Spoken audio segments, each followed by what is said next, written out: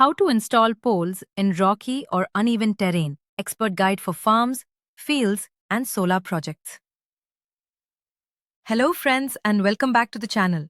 Today, we are tackling one of the toughest field challenges, installing poles in difficult terrain like slopes, rocky ground, or loose soil.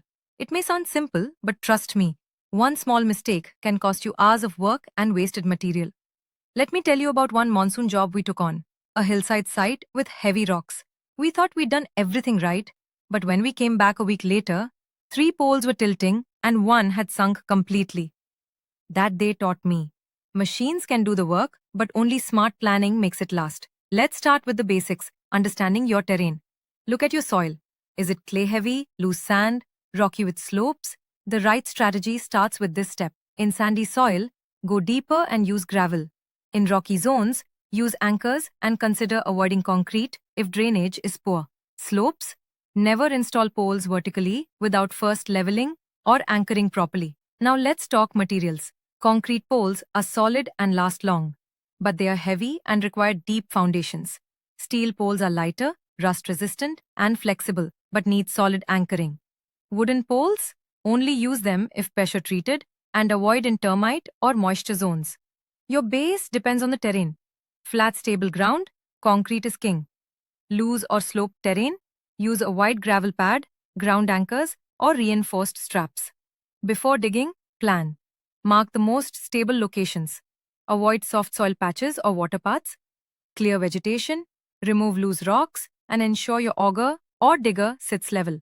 For flat land, 4 feet depth is good. For slopes, go deeper and always backfill with gravel before setting concrete. Let's install.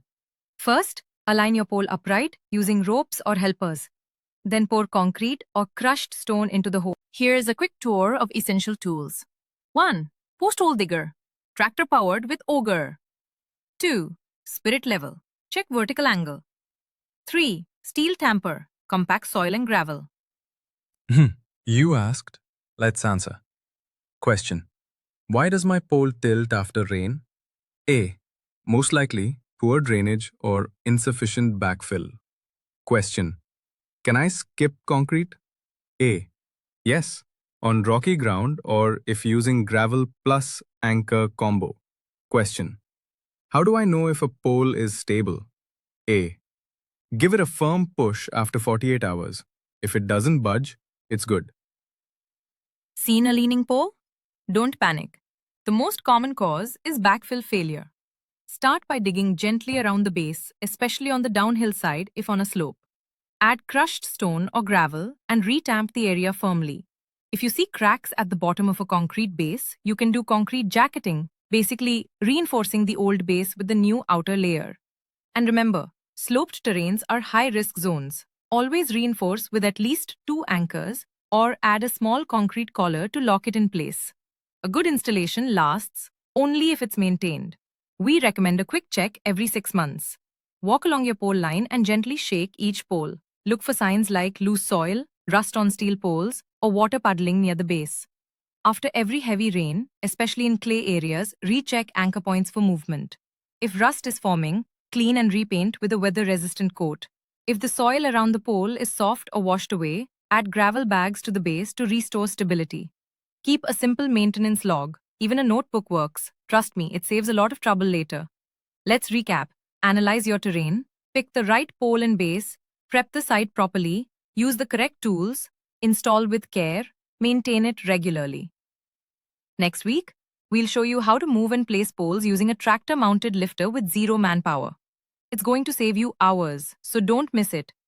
And now I want to hear from you. What kind of terrain do you work on? Rocky? Sloped? Share it in the comments. If this video helped you, give it a thumbs up and subscribe for more expert machine videos. 4. Ground anchor kit for extreme slopes.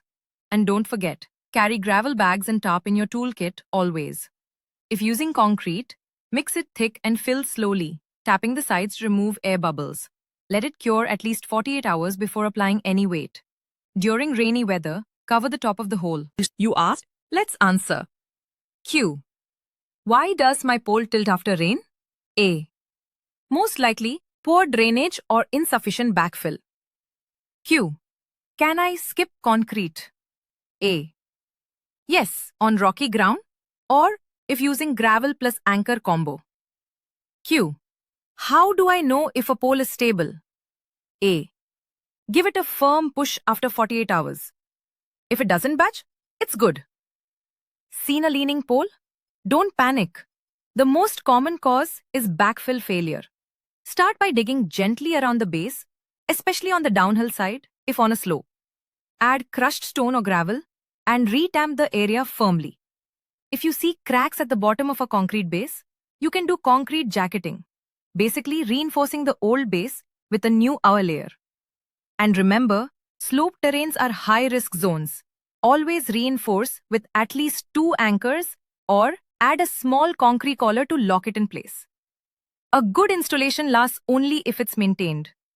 We recommend a quick check every 6 months. Walk along your pole line and gently shake each pole.